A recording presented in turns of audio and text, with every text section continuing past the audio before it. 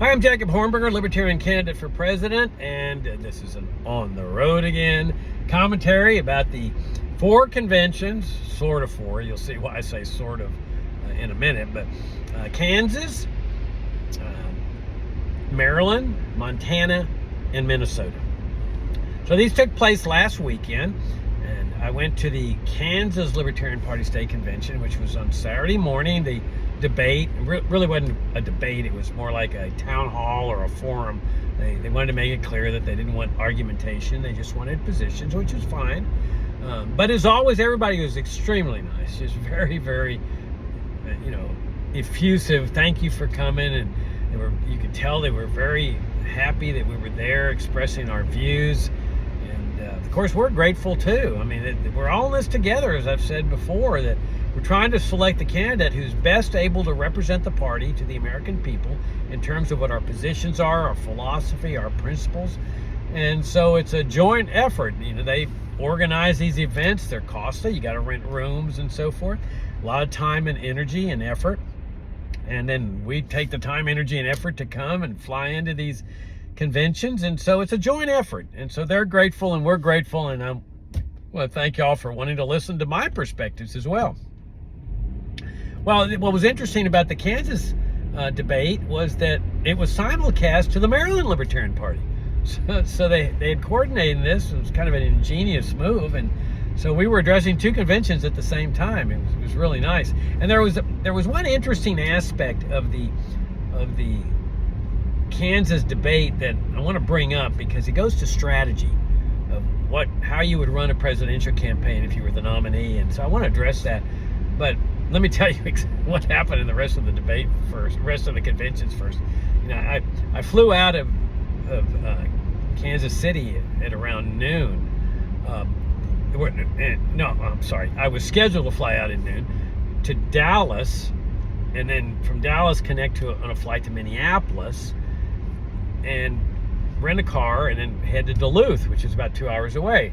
So I was going to arrive in Minneapolis around 6 p.m., get in Duluth about 8 p.m., and then the Montana convention was the next morning, which I would be doing, along with all the other candidates, a live presentation from my hotel room, and then 1:30 p.m. would be the Minnesota debate.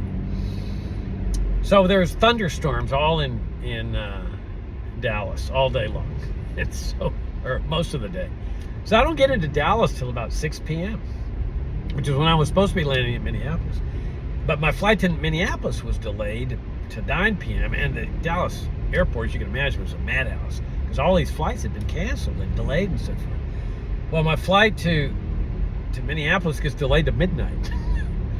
Well, and then at midnight, it gets canceled. And so all the hotel rooms were booked in the area. So I spent the night in the Dallas-Fort Worth airport, and I can't sleep in a chair like other people can. So I just read a book all night, and thinking, gosh, I hope I didn't get a wink of sleep, or maybe a couple of minutes or something.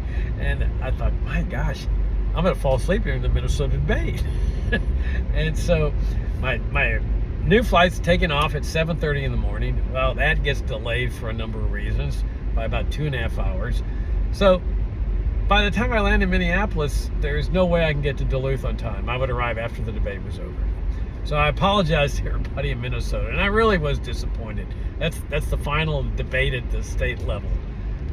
And so I did the Montana one, though. I found a little cubby hole around a carousel in the baggage claim department, and set up my camera and did the live presentation there. And I want to thank them. They accommodated me. They adjusted their time for me, and I'm very appreciative. And after the presentations, I learned that y'all gave me the win in the straw poll there, and a big honor for me. Thank you so much, and just appreciate you being so nice and accommodating me. So I just went back to my hotel room, and that was it. There was no Minnesota debate for me. Sometimes at these debates we've been asked, what would be the first thing you'd do as if you were elected president? And my answer is always the same. Immediately issue pardons for Assange, Snowden, and Holberg, and all nonviolent offenders in the federal system. But I'm going to change that. This time I'm going to say, we're going to get the FBI abolished, but one last thing they're going to do is run an investigation into whether the National Libertarian Party hierarchy entered into a conspiracy to prevent me from debating there in that Minnesota debate. That's a joke. That's a joke. Okay, so the interesting thing about Kansas was that in response to some questions, some of my opponents started to outline what they would do as a candidate, like practical strategy. And one of the answers was, well, I'll go on Joe Rogan and I'll go on Tucker Carlson, and you know, I'm just sitting there shaking my head. I mean, what's this going to accomplish? I mean, we're 0 to 1% in the polls, and well, I think the idea is, oh well, Jacob, we'll get our message out. We'll get our message out. Well, but people already know our message. You see, this is what my opponents have never been able to come to grips with. The notion that people already know our message. We've been putting out our message for 20 years. It's the same message. Extend Social Security for the next 25 years, the next generation. Extend socialism. Extend Medicare and Medicaid. Now, these are the crown jewels of America's socialist system. Extend Medicare indefinitely. Modify it with health savings accounts or some other reform. School vouchers, which violate the libertarian non-aggression principle, using taxation. Take money from one group of people and give it to another group of people. Same with Medicare and Social Security as well. Taking over the government school system, running socialist programs like that. Immigration controls, popular, regulatory reform, monetary reform. Reform. We've been doing this for at least 20 years. That was Gary Johnson's message, you know. He came in for the Republican Party, and reform. Replacing the founding brand of the Libertarian Party, which is freedom, of dismantling infringements on freedom, not reforming it. You know, open borders, separating school and state, healthcare in the state, education in the state, dismantle the national security state, restore a limited government republic, legalize all drugs. So, you know, say, well, okay, so what's going on Rogan or Tucker Carlson? All the people at Tucker Carlson are going to vote for Trump. I mean, Carlson and Trump are good friends, and why would they vote for a libertarian, especially on immigration? Trump favors, I mean, he's the big enchilada when it comes to immigration controls. Why would any of Trump supporters watching Tucker Carlson say, I think I'm going to go waste my vote on a libertarian presidential candidate who favors immigration controls? I mean, Trump's going to be there in the campaign saying the system's rigged, we got to unrig the system, and the way we do that is we flood them with votes this time, so that they can't rig the vote again. They can't steal the vote from us again. We need a tsunami of votes. Don't waste your vote on third-party candidates. And every Trump supporter is going to go along with that. Every supporter of immigration controls is going to vote for Trump. So, you know, appearing on Tucker Carlson. Now, Joe Rogan, I think his listeners or his audience is more of an eclectic group. And he calls himself a bleeding heart liberal, but I think he's got a lot of conservative supporters. They're all good. The conservatives are all going to vote for Trump, and to the extent he's got liberals, they're going to vote for Kennedy or Biden. They're not going to waste their vote on a libertarian. You know, if Social Security is a big thing, they're going to say, well, we're not going to vote for a libertarian that wants going to extend Social Security for only 25 years. We want one that's going to extend Social Security forever. Okay, so what's going on these shows? And the idea is, oh, well, Jacob will get famous. We'll get famous with these programs. Gary Johnson was famous. This is a 2-time governor. They're never going to get the fame that Gary Johnson had. And with going on Rogan and Tucker Carlson, he gets 1% with this message. And then, okay, 4 years later with Bill Weld, another famous Republican governor, they get 3%, but clearly that's an outlier, because 4 years later, our presidential candidate with the same message gets 1% or barely over 1%.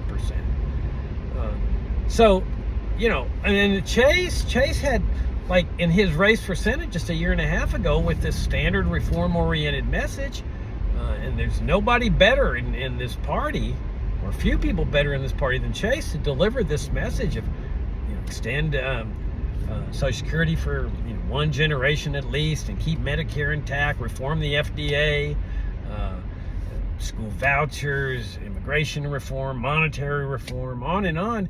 he got like $40-50 million of free advertising. I mean, Chase's name and the Libertarian Party were all over the nation. Bloomberg, wire services, television, national television, practically every day for at least a month, because he was the deciding factor on whether the major party candidates were going to be in a runoff. So Chase, that benefited him because he was the deciding factor there. And what's the result? He gets 2%. He got his message out to every voter. And my point is that this message doesn't have a popularity among voters. And Mike ran a great campaign, just like Chase did in Georgia. You couldn't find any problems with their campaigns. They ran, to me, perfect Libertarian Party campaigns. Mike gets into the debates. The result, he gets less than 1%. Because there is no constituency for this reform message among 4 Libertarian Party presidential candidates. Popular message in the Republican Party, but that doesn't translate into success. So appearing on Joe Rogan and Tucker Carlson, to me, is a non-starter. Now, another thing they said was that they would, let's see.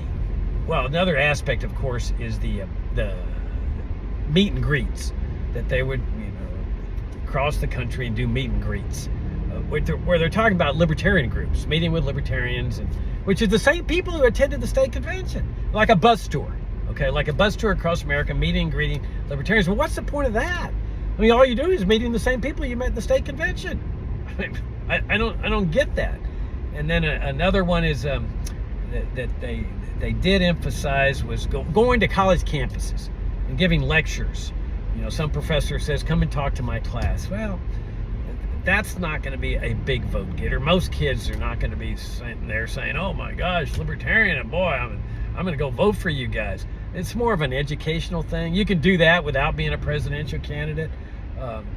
And so, I like the concept, but as you'll see, with a twist, okay, with a twist. But just going in there and giving some erudite lecture on libertarianism on some college campus, in terms of getting votes, and that's what we're interested in. We're not a debating society. We have a lot of debates, but we're not a debating society. We're not an educational foundation. We're not a think tank. We're a political party. Our job, in an overall sense, is to lead America to freedom, and in the process, garner a large number of votes. And we're at 0 to 1%, which indicates that nothing's going to change over the next 6 or 7 months. Why would it? If voter sentiment has not changed over the last 3 years, why would it change over the next 6 or 7 months? There is no constituency for this reform message. And so this is what I keep saying from the very start of this campaign. If you want to break out to a big level, 10 to 15%, you have to change directions. And that direction is the restoration of our brand of principled libertarianism and change your targeted audience. See, the targeted audience has always been Republicans. This is the party of Ron Paul. This is what my opponents keep saying. Party of Ron Paul, party of Ron Paul. Well, Ron was a Republican when he got that big surge of votes. And those voters are going to vote Republican. They're not going to cross party lines to vote for a libertarian. If they had, Johnson wouldn't have gotten 1% in 2012. All those Ron Paul voters would have come over, but they didn't, and they're never going to. So we need to target new groups of people with a different message, a message of principled libertarianism. Now, so here's what I would do, just because that's what I want to weigh in this commentary. Jacob, how would you run a campaign? Okay, well, y'all know that I'm the only candidate in this race that favors open borders. Totally open borders. Dismantle the Border Patrol, the Immigration Service, free movements of goods, services, and people across the borders. And they say, well, oh, Jacob, you can't get votes on this. Oh, on the contrary, it's the proponents of immigration controls that can't garner the votes, because all those people are going to vote for Trump. But think about all the migrant families, millions of migrant families across this country that are horrified by what's been going on the border for 80, 90 years. Certainly all my life. I grew up on the border. I grew up on a farm in the Rio Grande. I lived almost half my life on the border. It's a horror story. Even when I was a kid, it was a horror story. That's how long this has been going on. And not surprisingly, this is a socialist system, as I've long pointed out. It's based on the socialist principle of central planning. Ludwig von Mises said, central planning leads to planned chaos. And so Hispanics have to be horrified. All migrant families have to be horrified. They just don't know there's a viable alternative. And if you give them that viable alternative, I have no doubts they will leap into our camp. A large percentage of them. There's 34 million eligible voters, Hispanic voters. Let's just say we get 20% of the vote there. That's 6 million votes. That's a lot of ballot access. I think every LP member would be excited about 6 million votes. All right?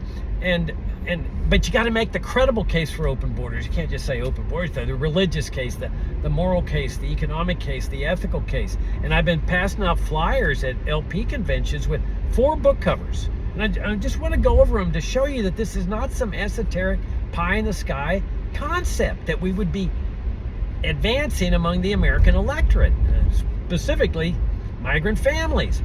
There's the book I co-edited with Richard Ebeling, who's professor of economics at the Citadel, former president of the Foundation for Economic Education, former Ludwig von Mises professor at Hillsdale College. He and I co-edited a book called The Case for Free Trade and Open Immigration 30 years ago. So how long I've been making this case. And but they're timeless essays. It's still a very good book right now. There's a brand new book, The Case for Open Borders by John Washington. Fantastic book. And he's a journalist in Tucson. There's Let Them In, The Case for Open Borders by Jason Riley. He's a member of the Wall Street Journal editorial board. That's pretty credible. And then there's Brian Kaplan's book, Open Borders. He's the brilliant economics professor at George Mason University, which in my opinion has the best free market Austrian economics department in the country. That's where Walter Williams taught, and where Don Boudreaux teaches, and it's where the Mercatus Center is, and a lot of other fantastic professors there at GMU.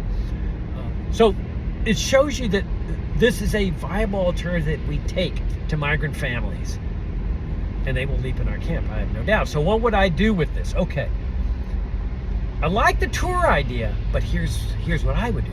A Borderlands tour, an open borders tour, starting in Brownsville, Texas, and working my way up, meeting with newspaper editors, talk show hosts, making appointments to appear on talk show, advancing the case for open borders, and having a venue where you give a talk in the evening, advertise it. You start in Brownsville, you go to McAllen, you go to Zapata, Laredo, my hometown, and you go past Del Rio, all the way up the border, all the way to California. The open border tour. Now, I will guarantee you that the right wing will go ballistic. Just go ballistic. This is the most outrageous thing. Oh my gosh, libertarian wants to open the borders. Well, that's what you want. You want them to attack you. I mean, I can address any attack. You can imagine after 30 years, I've heard them all. And I've addressed them all.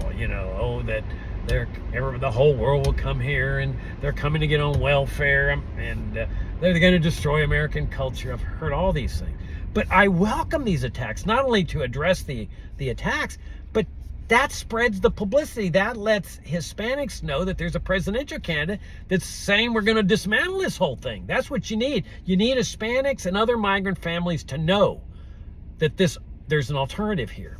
And you let the attacks generate the heat in the paper or in the radio, whatever, that gives you that publicity that you can't buy, because we're never going to have big money in this party. So you got to run a guerrilla kind of campaign. Now, I've talked about my campaign in Virginia for U.S. Senate 20 years ago. That's the kind of campaign I ran, a guerrilla campaign. I didn't have any money. I went into the Hispanic areas and I said, spread the word. There's a Senate candidate that is open borders. And I have no doubts. I mean, they were surprised, and I have no doubts that they spread the word. And then 3 years ago, when I was vying for the party's presidential nomination, I campaigned actively in North Carolina because I wanted to win that primary. We were in the primary at that time. And so I went into a Hispanic newspaper there, and I introduced myself to the young lady, and I said, could I talk to your editor? And she said, well, what's special about your campaign? And I said, open borders. And she looked surprised, says, what does that mean? And I said, abolir la migra, la patrulla fronteriza, fronteras abiertas, and she just stunned, and she says, you wait right here. And so she brings her editor out and she says, tell her what you just told me. And I did. The editor was stunned. Their eyes were like this big, And the editor says, I'd like you to come back 2 days from now for a full-fledged interview. So they did it like an hour-and-a-half interview and a full-fledged article, because this is something different. You see, this is what my opponents cannot do, because their position is standard. It's humdrum. Immigration reform, let in more immigrants. The government should have a better policy, or seal the border, or whatever. It's all just standard. They can't do a Borderlands tour because nobody cares about immigration reform. They've been advocating immigration reform all my life. It's just humdrum. But open borders, that gets people's attention. That's what I'm talking about with respect to a guerrilla kind of campaign. So that's what I would do first. Borderlands tour. Okay, then the college idea is interesting, but with a twist. I wouldn't go to just any college, or certainly wouldn't seek them out, Ohio State or Purdue or whatever. I'd seek out aggressively HBCUs. That's historically black colleges and universities, because that's my second group of people to target. Instead of Republicans, target black voters. These are our voters. If we let them know where we stand on the drug war, and the drug war being the most racially bigoted government program since segregation. Every black in this country knows it. They get disproportionately high jail sentences, stops, searches, seizures, killings. And I'd venture to say that 80% of blacks, minimum, know who Michelle Alexander is. I would say 5% of whites. I would want that figure among whites to skyrocket if I were the nominee. Where 95% of Americans know who Michelle Alexander is. Because she's right. The drug war is the new Jim Crow. But you got to communicate to people that this concern. There's an old saying, nobody cares about what you know, okay? Everybody in this party knows a lot about libertarianism. Nobody cares until they know you care. You got to let people know you care. And blacks have borne the brunt of this war on drugs. Also, occupational licensure. I mean, we're the only party that stands against occupational licensure. I mean, the racial bigotry is built into this occupational licensure system, especially in the South. You have to spend $15,000 to get a training course to arrange flowers. That's to protect the well-to-do white person that's got the money to go to these training classes. But it's all enveloped in this respectable aura of occupational licensure protecting the consumer. It's bull. It's Jim Crow to the max. And so HBCUs are historically black colleges and universities. And the reason I know about them is because in my educational foundation, we reached out to them. We noticed that blacks weren't coming to our conferences. They weren't coming to LP events, that's for sure. But other libertarian events. And so we said, we'll go to them. And so we reached out to criminal justice professors and stuff, and we hit. And they were so grateful. We took a turnkey project on mass incarceration and the drug war to them, speakers, lunch, and they were so grateful. I mean, full house. These kids were you could just tell they were grateful we had taken the time and money and effort to bring these programs to their campuses. But it's saying we care. We care about what's going on here. And that translates into support for what we're doing, because darn sure Democrats and Republicans who have carried forth this drug war for decades couldn't care less about the results in terms of racial bigotry. And when I ran for U.S. Senate in Virginia, I've related this story in the past. I targeted blacks. I found out where their picnics were and things, and I went and campaigned there and talked to them. And I've told the story about it. I met with this pastor at the Alfred Street Baptist Church, one of the most prominent ministers in the country. He later got elected to the African American Hall of Fame, and I met with him and I said, Pastor Peterson, this is what I stand for. The border controls it's horrifying. It violates the way we're treating people down there for decades. Violates God's second greatest commandment. Thou shalt love thy neighbor as thyself. The welfare state has created a mindset of dependency, including among blacks, on the state. The drug war, the racially bigoted aspects, conscription, conscripting blacks to go fight in Vietnam for freedom, only to come back to a segregated society. And At the end of this conversation, he said, Mr. Hornberger, I'm going to endorse your candidacy, and I want you to take this letter of endorsement to every black minister in the state. And I did. And I ended up getting 7% of the statewide vote. This is 20 years ago. And I have no doubts that that constituency out there for this message of principle is still there. I think it's doubled or tripled in size. And my opponents were saying, oh, Jacob's going to get 0.01, 0.02. What we're getting now in the polls, 0 to 1%. And I got 7% because there's people that will vote for liberty. And that's what the principled brand of libertarianism is. It's liberty. It's not reform of welfare statism or warfare statism. It's dismantling the illegitimate functions of government, and which leaves a free society and a limited government republic. And I'll give you another instance that when I was vying for the presidential nomination 3 years ago in North Carolina, we went, the Libertarian Party in Wilmington area organized at my behest a door-to-door campaign among the poorest black neighborhood in the city. They said that nobody ever targets this group. They just ignore it. I said, let's do it. Let's put an event there where libertarians conglomerate and we go in there door to door. You would not believe the response. And I told every one of my opponents, the presidential candidates, come and join us. Campaign for yourself. We're all going to do this together. And let's make a show of force that we're targeting blacks. We're communicating to you. We're concerned about what's going on with this drug war. Not one single presidential candidate showed up. Because they're not Republicans, you see. We're targeting Republicans, the well-to-do and so forth. Well, you would not believe the response we got in this neighborhood. I mean, you talk to anybody that was on this particular project, and man, they will tell you it was incredible. I mean, word was spreading in this neighborhood that there were libertarians out there asking people for votes. I had people coming up saying, Mr. Hornberger, would you please come over here? There's a guy in a wheelchair. He wants to meet you. Another guy came up and said, Mr. Hornberger, the fact that you're in this neighborhood is enough for me. I'm going to vote for you, and I'm going to get every single one of my friends to vote for you. And then I was in a parade. I was in the Martin Luther King Day parade, and I was like one of 5 white guys with a parade. I mean, I had my Forerunner with my sign and stuff. But just to let people know we care, okay? That's a strong message. And so that's my second group of voters. That's what I would do if I were the nominee. And just so you'll know, the third group of voters is the people who don't vote. Okay, now that's counterintuitive, but they don't vote because they see there's no difference between a Democrat and a Republican. You're going to get the same system regardless. And that's my position. There's just no difference. But you give them the case for principled libertarianism, dismantle this and dismantle that, all of a sudden those people's eyebrows are going to raise and say, that's a guy that's worth going to register and vote for. They're never going to vote for a libertarian reformer. Never going to happen. And we know that because we get the standard 1%. But man, you can shake that huge block up. That's a lot of votes.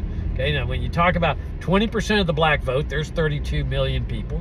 20% of the Hispanic vote, that's 12 million now. You got, let's say, 5% or 3% of the half of the people that are eligible to vote who don't vote. You're talking about a large potential here.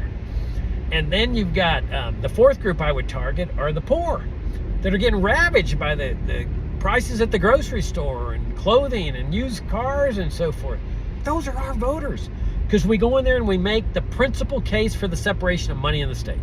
Not just the trite thing of in the Fed, which has just become a trite slogan now. Because it leaves the paper money system intact. And what we need to argue is not just for the restoration of gold and silver. I mean, that was really the second best system, but getting government entirely out of the money field. This is Friedrich Hayek's notion. If it's good enough for a Nobel laureate, that's a huge credible backstop.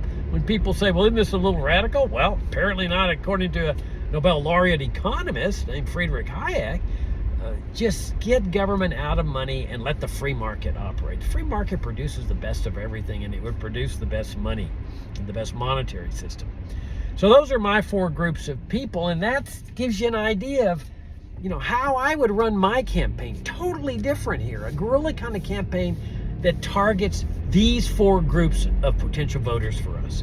And so you move in a completely different direction from what we're accustomed to doing. You don't target Republicans or Democrats.